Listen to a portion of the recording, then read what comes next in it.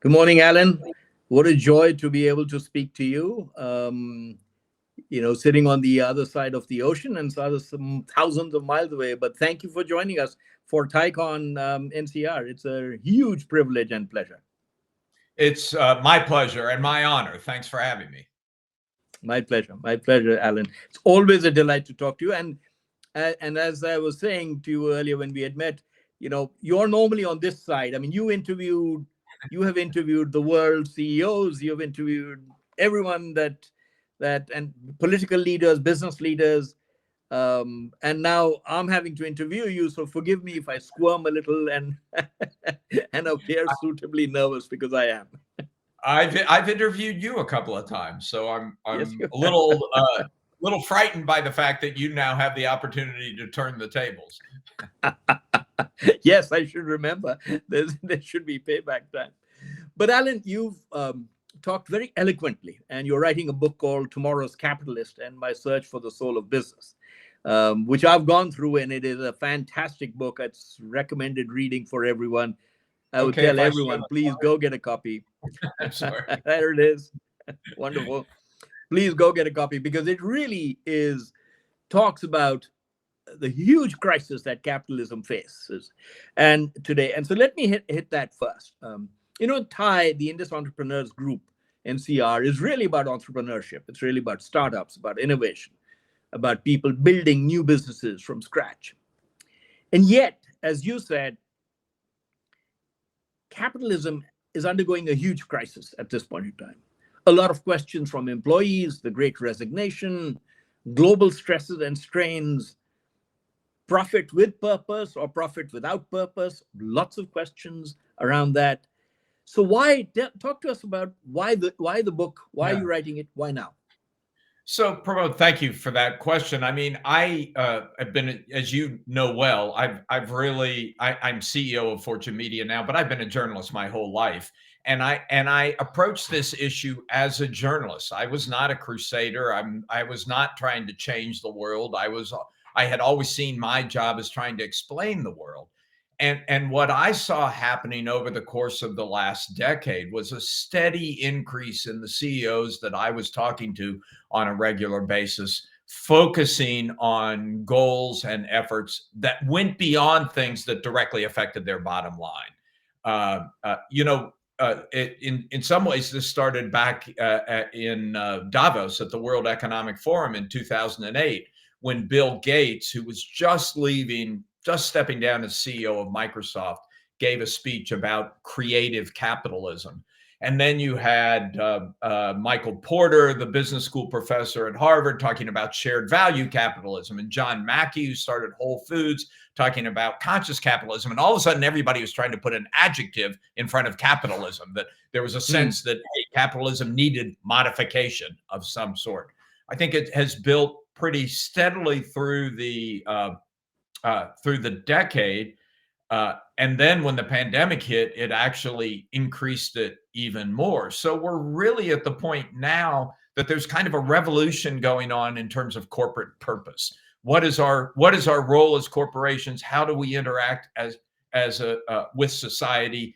I mean, in the US, you could not ask for a more stark demonstration of that than you've seen very recently, with the way companies have jumped in to cut ties with Russia after the invasion of Ukraine. This isn't, as in the past, it was normally government sanctions that forced corporate action. This time, the corporations were in front of the government. So on lots of different levels, it's really changed. And let me just say, I'm sorry, I'm talking too long here, Pramod, but let me say one more thing. What's so interesting, I think, for your group to contemplate is we've arrived at this moment where you have multiple revolutions happening at the same time. You have this technology revolution that has the potential to either disrupt every company or completely change every company.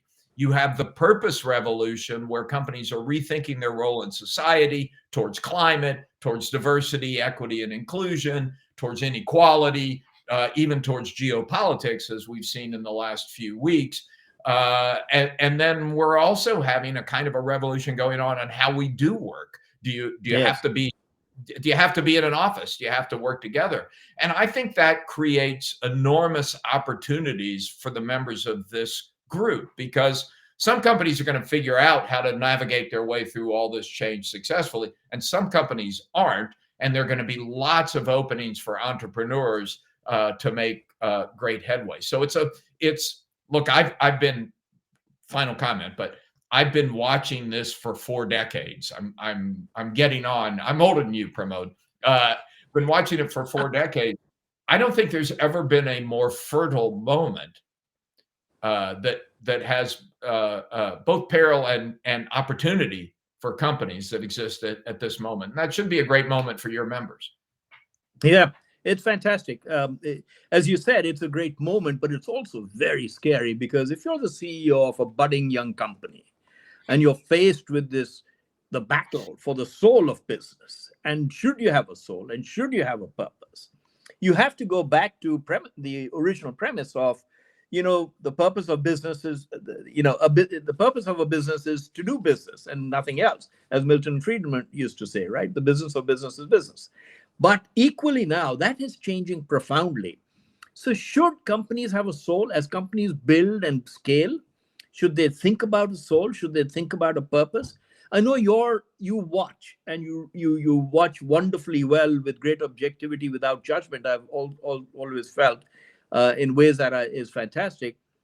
But in terms of companies trying to figure out how they should behave and how they should build and what is the purpose they have, it changes the dynamics enormously, doesn't it, in many ways?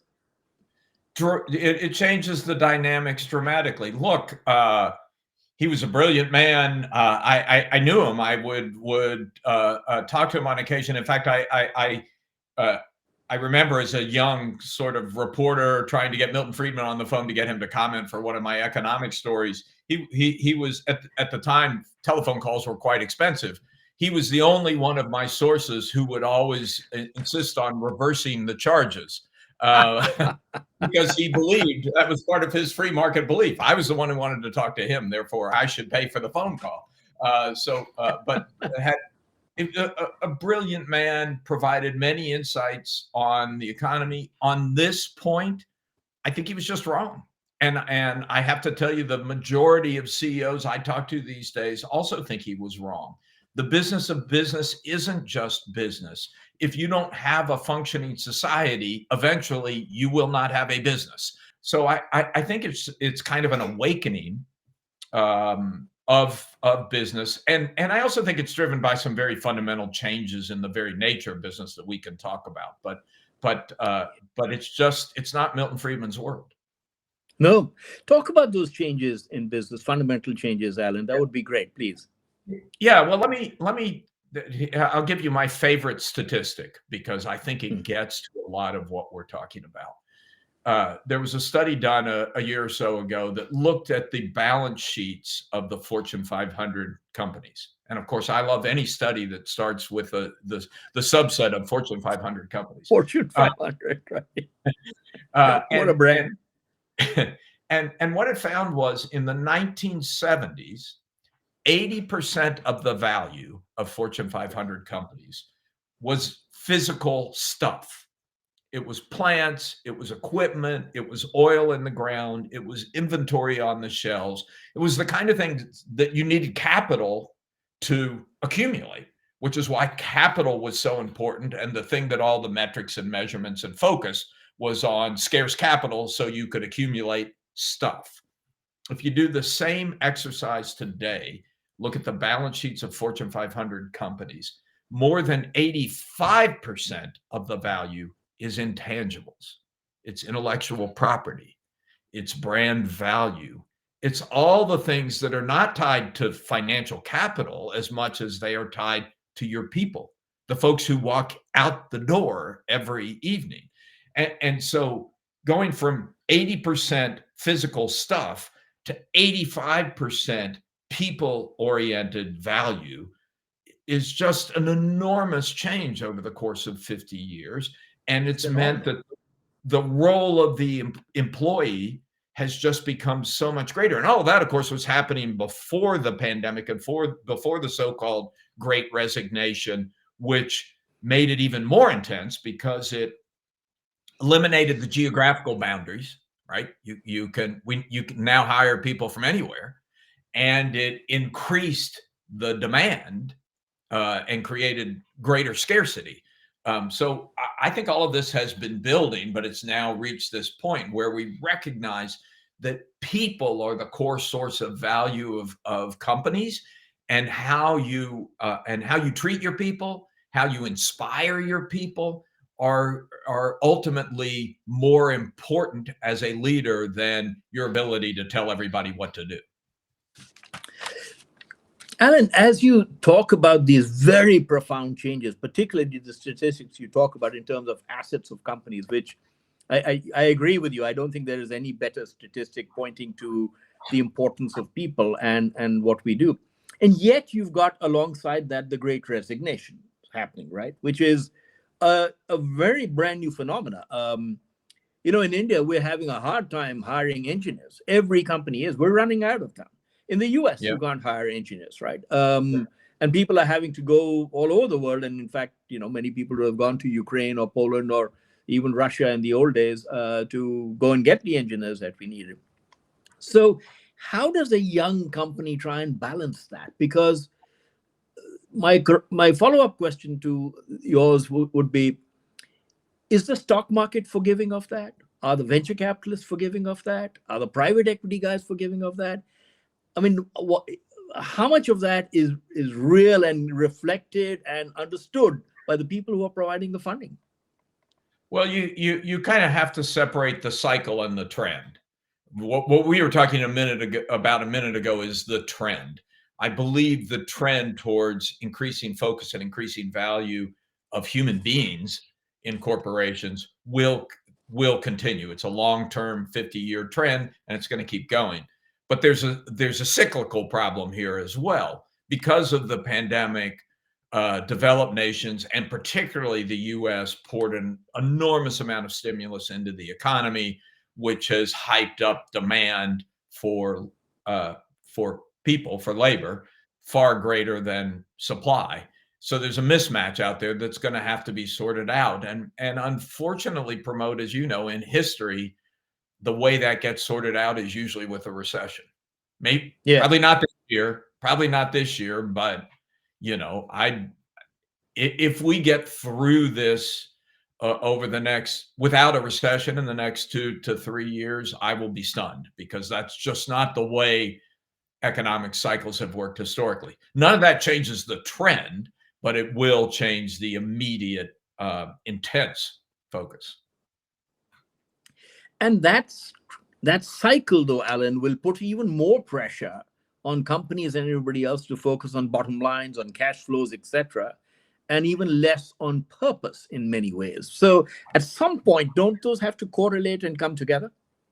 Well, so I'm not so sure about that, Pramod. It's really interesting. I mean, if you think of climate as a component of purpose, right, and go back before the last recession, there was kind of this bubble of interest in climate among companies before the Great Recession of a dozen years ago.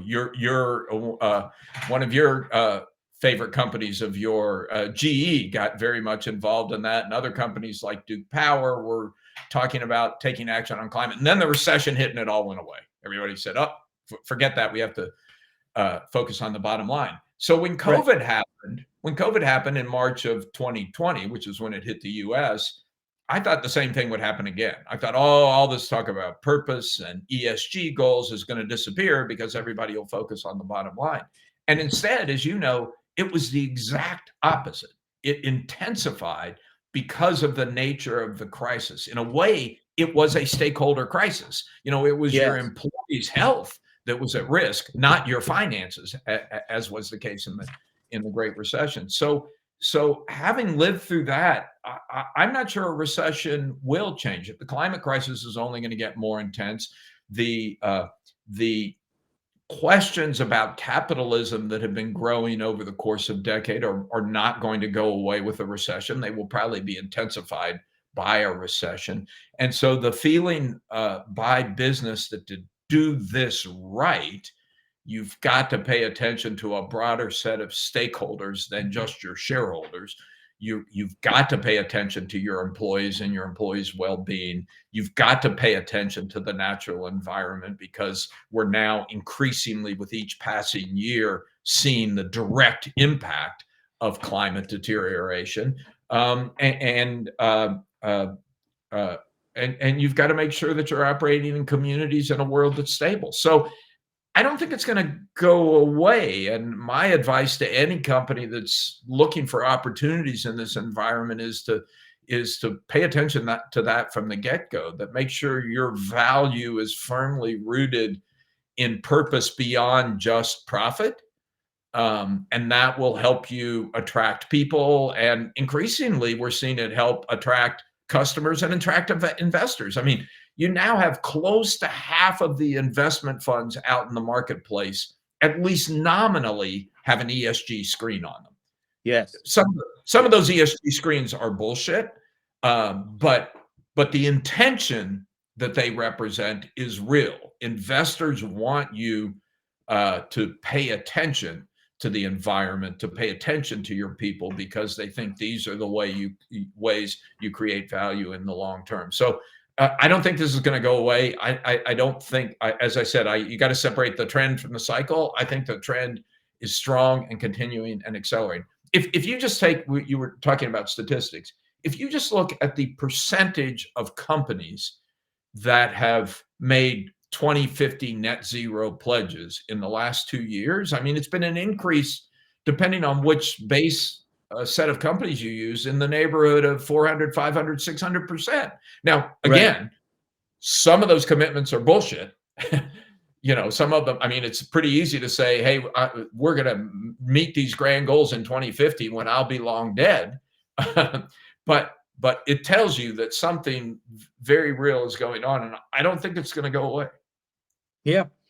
So, Alan, that takes me to the second question, another broader question, which is, as you said, some of it is bullshit. So I worry that some of it is lip service. I mean, quite honestly, the quote I always use is that, 1/3 of the annual report is devoted to ESG and charitable contributions, etc., and about 0.05% of the profits are devoted to that. So it shows a rather large disparity between your words and where you put, where you put your dollars, right? No question. And I think that's the work still to be done. And you see a lot of focus on that. Look, it took us 100 years to build up the 20th century infrastructure that measures shareholder value, right? The big four, the accounting firms, the financial offices, and it took a long time to get agreed upon measurements and accountability that were transparent and that you could trust. We're now in the process of doing the same thing for these societal goals. How do you treat your workers? How do you treat the natural environment? And right now, we're only beginning to see some agreed upon standards emerge. So there's a lot of work to be done to create the transparency and accountability that has to be created to make this real. We still have a long way to go. All I'm saying is that I believe we're moving in that direction. Maybe not fast enough, but we're clearly moving in that direction, and that we are being driven in that direction by fundamental forces that are not going to go away. Yeah. So as you think about this, Alan, some advice, and I know you don't give advice very easily, and you really are an observer and you report, but some advice. As companies build their own businesses, what are we hearing from the employee base that we need to think about a lot more?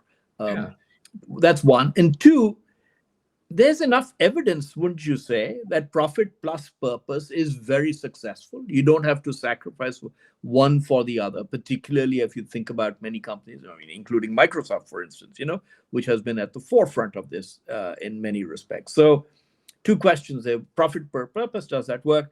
And two, how are employees pushing the boundaries of what they expect their employers to do? Yeah. So apologies to the audience for what is likely a US-centric view of this question, but it's very clear to me. I mean, leave me out of it. When I think of my father, who was a product of the Depression, and by the way, he worked for Westinghouse, Pramod. So he was like, I was never allowed to have General Electric light bulbs in the house. You couldn't buy anything that had a GE symbol on it when I was young. But I know he went to work to make money. That's why he went to Yeah. work. If he wanted to do Yeah. good in the world, he went to his church, he went to his social clubs, the Rotary Club or whatever, and he went to work to make money. It was very clear in his mind. And it was kind of a Friedmanite view. When I look at my children, it could not be more different. First of all, their generation is much slower to get married, much less likely to belong to organized religion, much more reluctant to join clubs. And so the employer is their most significant formal tie to society. And they put enormous expectations on that employer, not just, yes, they want the money still, but enormous expectations on that employer about giving them a sense of being a positive force in the world and in society. So I think employees are definitely driving this, and I don't see that changing. Now, I don't think it means what we've seen in the Great Resignation is if there's not an emotional tie. I mean, money still matters, and don't let anybody tell you that they're not working for money. And if there's not an emotional tie and somebody comes along and waves a $20 bill in your face, you'll say, oh, I'll change jobs and go over here. That's a lot of what the Great Resignation is about. There's no emotional tie to the current employer. So if somebody else offers you a little more money, you jump. And I think what the best companies and Microsoft is a great example of this, the best companies that I'm talking to this day are realizing, we used to have a little bit of glue from the office because everybody worked together and they felt emotionally tied to each other. That's gone away during the pandemic. And we've got to figure out how we recreate that glue, and purpose can be an important part of it. If you make them feel they're really doing something positive in the world, they're more likely to stick with you and resist the Great Resignation. And there are lots of good examples out there of that. So I think that's pretty fundamental. And that gets to your second point, which is there are now lots of examples that profit and purpose go hand in hand. But if you have a long-term perspective, if you're trying to build a company that's going to be around 20, 30, 40, 50 years from now, you can't ignore these things. You will not have a successful company 50 years from now if the planet is on fire. You will not have a successful company 50 years from now if we've fomented social revolution in developed countries by not paying attention to the opportunity and equality problem. So I think over time, if your time frame is long enough, then purpose and profit do converge. Yes, absolutely, and it's very eloquently stated. And there is an opportunity there, isn't there, Alan, to redefine how we work as a company with employees to create this sense of purpose and therefore create companies which offer extraordinary value because their employees are so motivated, which is perhaps not something we would have focused on as much in the past. Would that be fair? Yes, I think that's fair. And it gets to another important part of the equation. It's not just that that's a good thing for corporate leaders to do. It's like they can't really do anything else. I mean, again, you go back to go back to 50 years ago. The way the 20th century company worked, it was kind of an information hierarchy, right? You had people in the field, all the information went up to the top to the CEO, and the CEO sat in the C-suite and they formulated a strategy, and then all the orders went back down the hierarchy. You cannot run a successful business that way in today's world. Things are moving too fast. Information is flying everywhere. Your customers will have the information before it gets to the C-suite. So you have to empower people in the field. You can't wait for the people on top to tell you what to do. And so then you have to say, okay, in that world, what is the job of the CEO? If it's not telling me what to do, what is the CEO's job? Well, the CEO's job is to inspire, to attract, to motivate, to set the guide rails, to give you purpose, direction, and in Pramod, I'm going to say a word that for 35 years of my career as a business journalist, I never used and never heard a CEO use, but it's a moral structure. It is, and that's why I titled the book "The Search for the Soul of Business," because to succeed in this world, which is very different from the world of 50 years ago, you have to have values. You have to have a moral structure, because that's what the times demand for success. Yes, very profound, Alan. I mean, the point about moral structure and a company having that moral fiber running through everything that it does can become the binding force for a company also to be able to work together in ways that we could perhaps never imagine. It's inspirational, right? That's right. And sorry, please, yours. No, I was just going to give the most stunning example that we've all watched over the course of the last 2 years. Please. The big pharmaceutical companies before the pandemic had become probably the most hated companies in the world, right? Because of their protection of intellectual property and these pricing scandals, Martin Shkreli, Valiant, no concern for the health of the people they're serving. So it seemed only concern for extracting the maximum profit from their intellectual property. And that was a widespread global feeling, showed up in lots of opinion polls. And then the pandemic hit. And all of a sudden, these big companies like Pfizer and Johnson & Johnson are saying, our job is to save lives. There are people dying out there. And every extra minute it takes us to get the job done means more people will die. And the fact that a vaccine was developed in 1 year's time, like a tenth of the normal time, it was an extraordinary accomplishment. Why was it possible? I can tell you, the CEO of Pfizer will tell you the reason it was possible was because of purpose. And I think the same thing happened in India with our manufacturers here, our big ones, and the way they went out at it without worrying about the cost. In fact, our vaccines were so much cheaper. In fact, Pfizer, I hope, goes the next level, which is, on the licensing side, they were still hesitant, but of course that's a different discussion. And and that would take us another hour. Correct. We'll need another hour at least, because I think the global South and the difference between the global South and the global North is so it's extreme that it actually is pretty tough to understand, frankly, as to why the world allows this to happen. And Pramod, there's an important point there. I mean, nothing I'm saying means that greed is being extricated from the world, or that corporate corruption is going to go away, or that the people who run large corporations are suddenly acting in the public interest, not the private interest. The capitalism is still a system that depends on selfish intent. Yes, and that's not going to change, but it has to be a good thing that the people who are running companies are paying more attention to the external effects of their action.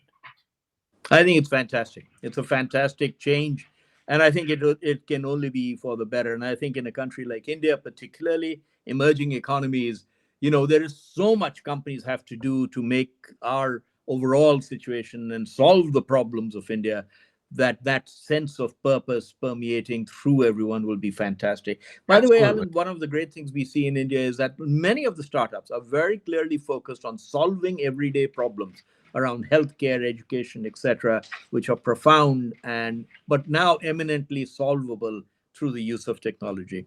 Last question, Alan. Just quickly, my short advice to them is don't lose that purpose, because it will help you when you succeed. Yes, absolutely. Very critical. Last question, Alan. So do you think it's moving fast enough? No, I don't. And that's the challenge. I think it's moving faster than I ever would have expected. But the problems, the challenges are moving so fast. The world is moving so fast that you really need to see, to deal with the size of the climate challenge, the opportunity inequity, training people to take advantage of this new tsunami of technology. The size of the challenge is so big, it has to move faster. Yeah, absolutely. Alan, this has been fantastic, really profound, huge changes happening in front of us, and no one better to give us a perspective on that than you. Can't thank you enough for your time and for giving us this wonderful preview of your fantastic book. And I hope all of us get to read it, and we will. Well, it's my honor, but if you do want to read it, pre-ordering is good for me. You know, it's available on Amazon now. But it was my honor, Pramod, to be interviewed by you and to be with this distinguished group of entrepreneurs. Thank you.